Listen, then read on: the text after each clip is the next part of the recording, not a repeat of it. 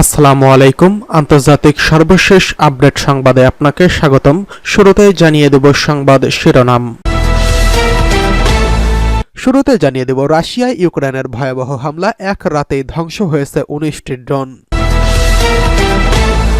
জানিয়ে দেব জুমার দিনে মসজিদে আগুন দিল ইসরায়েলিরা।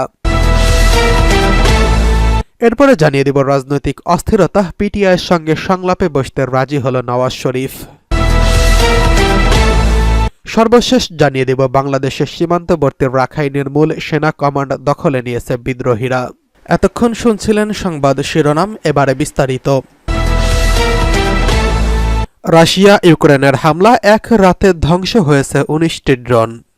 রাশিয়ার প্রতিরক্ষা মন্ত্রণালয় জানিয়েছেন, গত রাতে রাশিয়ার ভূখণ্ডের বিভিন্ন স্থাপনার উপর হামলার প্রচেষ্টা ব্যর্থ করে দেওয়া হয়েছে। এই সময় রাশিয়ার বিমান প্রতিরক্ষা ব্যবস্থা 19টি ইউক্রেনীয় ড্রোন ধ্বংস করেছে। মন্ত্রণালয়টি এক বিবৃতিতে বলা হয়েছে, শুক্রবার রাতে ইউক্রেনীয় বাহিনীর রাশিয়ার মাটিতে সন্ত্রাসী হামলার প্রচেষ্টা চালিয়েছিল। এ সময় ফিক্সড উইং ইউএভি ড্রোন ব্যবহার করা হয়। তবে দায়িত্বে থাকা রুশ বিমান প্রতিরক্ষা বাহিনী তাদের 19টি ড্রোন ধ্বংস করেছে, যার মধ্যে বেলগোরেদ অঞ্চলে 9টি, ভরোনেজ অঞ্চলে 5টি, কৃষ্ণ সাগরে 3টি, কুরস্ক অঞ্চলে 1টি এবং ক্রাসনোদার অঞ্চলে 1টি। রুশ প্রতিরক্ষা মন্ত্রণালয়ের মতে, এই হামলার প্রচেষ্টা রাশিয়ার স্থাপনাগুলো সুরক্ষা বিঘ্নিত করার উদ্দেশ্যে করা হয়েছিল, তবে তা প্রতিরক্ষা ব্যবস্থার মাধ্যমে সম্পূর্ণভাবে ব্যর্থ করা হয়েছে। অন্যদিকে জুমার দিনে মসজিদে আগুন দিয়েছে ইসরায়েলিরা। ফিলিস্তিনের পশ্চিম তীরে ইসরায়েলি বসতিরা একটি মসজিদে আগুন লাগিয়ে ভবনের দেওয়ালে বিদ্বেষমূলক স্লোগান লিখে দিয়েছেন। 21শে ডিসেম্বর দিন সালফিতের মারদা গ্রামের একটি আল ওয়ালিদাইন মসজিদে এই ঘটনা ঘটেছে। স্থানীয় প্রশাসন এবং প্রত্যক্ষদর্শীরা ফরাসি বার্তা সংস্থা এএফপিকে জানিয়েছে, হামলাকারীরা মসজিদের প্রবেশপথে আগুন লাগানোর পাশাপাশি ভবনের দেওয়ালে হিব্রু ভাষায় প্রতিশোধ এবং আরবরা নিপাত স্লোগান লিখে দিয়েছেন। গ্রামের বাসিন্দারা জানিয়েছেন, মসজিদে আগুন লাগানোর পর এটি পুরো ভবনে ছড়িয়ে পড়ার আগেই স্থানীয়রা তা নিয়ন্ত্রণে আনে। হামলার পর মসজিদের অভ্যন্তরীণ ক্ষতির পরিমাণ সম্পর্কে বিস্তারিত কোনো তথ্য পাওয়া যায়নি, তবে ভবনের বাইরের দেওয়ালগুলো লেখা স্লোগানগুলো ক্ষতি স্পষ্টভাবে দৃশ্যমান ছিল। মারদা গ্রাম কাউন্সিলের প্রধান নাসফাত আল খোফাস এই হামলাকে সুনির্দিষ্ট সন্ত্রাসী কর্মকাণ্ড বলে আখ্যা দিয়েছেন এবং ক্ষোভ প্রকাশ করেছেন। তিনি বলেছেন, এই ধরনের হামলা ফিলিস্তিনিদের ধর্মীয় স্বাধীনতা এবং অধিকারকে স্পষ্টভাবে লঙ্ঘন করেছে। ফিলিস্তিনের পররাষ্ট্র মন্ত্রণালয় এই হামলাকে স্পষ্ট বর্ণবাদী কর্মকাণ্ড হিসেবে নিন্দা জানিয়ে এক বিবৃতি দিয়েছে।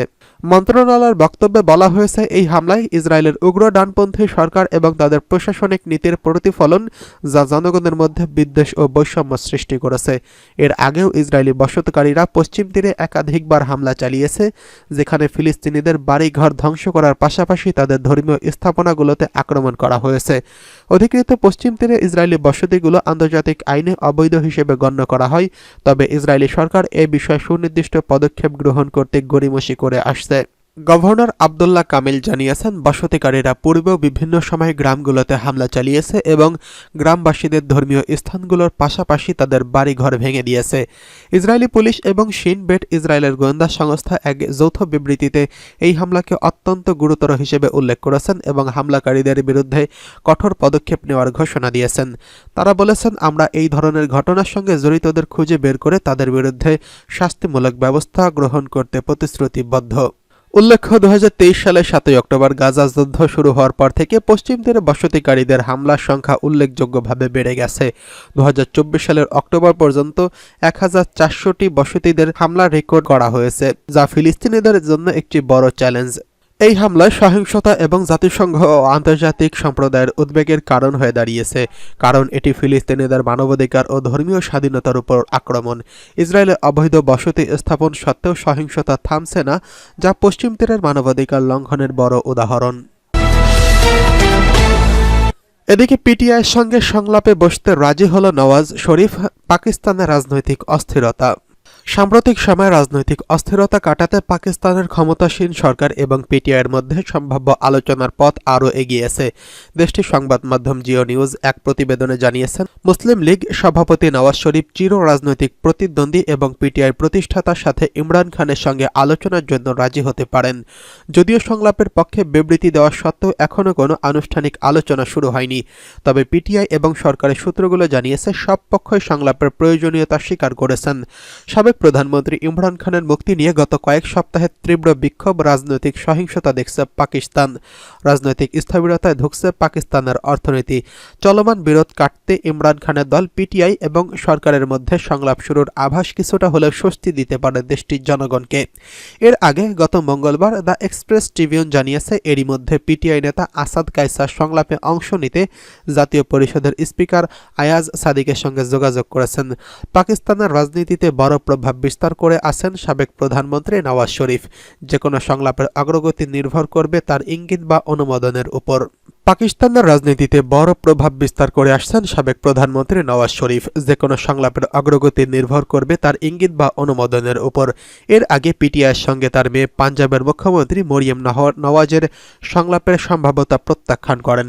ওই সময় তিনি পিটিআইকে একটি বিঘ্ন সৃষ্টিকারী দল হিসেবে আখ্যায়িত করেন। তবে এবার পিএমএলএনের একজন সিনিয়র নেতা নিশ্চিত করেছেন যে এবার ইমরান খানের সঙ্গে আলোচনায় রাজি হতে পারে নওয়াজ শরীফ।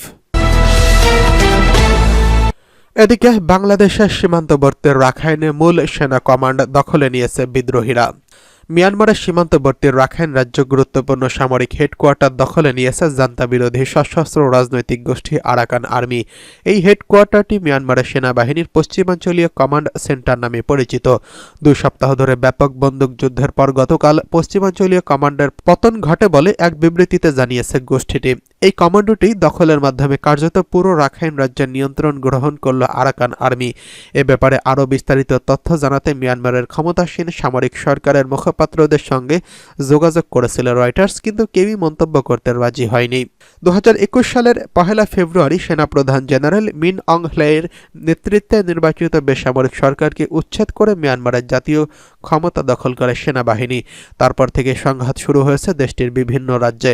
জান্তা বিরোধী সশস্ত্র গোষ্ঠীগুলোর একটি জোটের নাম থ্রি ব্রাদারহুড এয়ারলাইন্স। 2023 সালের অক্টোবর থেকে থ্রি ব্রাদার্স এয়ারলাইন্স এবং জান্তার মধ্যে তীব্র রূপ নিতে থাকে সংঘাত। আরাকান আর্মিও থ্রি ব্রাদারহুড এয়ারলাইন্সের সদস্য। গত আগস্টে মিয়ানমারের উত্তর পূর্বাঞ্চলীয় শহর ল্যাশিওতে অবস্থিত একটি সামরিক হেডকোয়ার্টার দখল করে থ্রি ব্রাদারহুড এয়ারলাইন্স।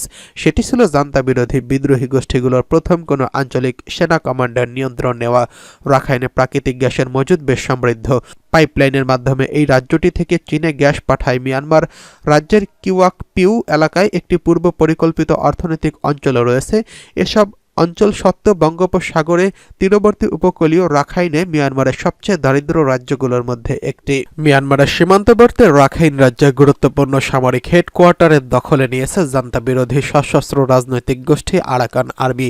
এই হেডকোয়ার্টারটি মিয়ানমারের সেনাবাহিনীর পশ্চিমাঞ্চলীয় কমান্ড নামে পরিচিত। 2 সপ্তাহ ধরে ব্যাপক বন্দুক যুদ্ধের পর গতকাল শুক্রবার পশ্চিমাঞ্চলীয় কমান্ডের পতন ঘটে বলে এক বিবৃতিতে জানিয়েছে এই গোষ্ঠীটি। এই কমান্ডারের দখলের মাধ্যমে কার্যত পুরো রাখাইন রাজ্যের নিয়ন্ত্রণ গ্রহণ করল আরাকান আর্মি।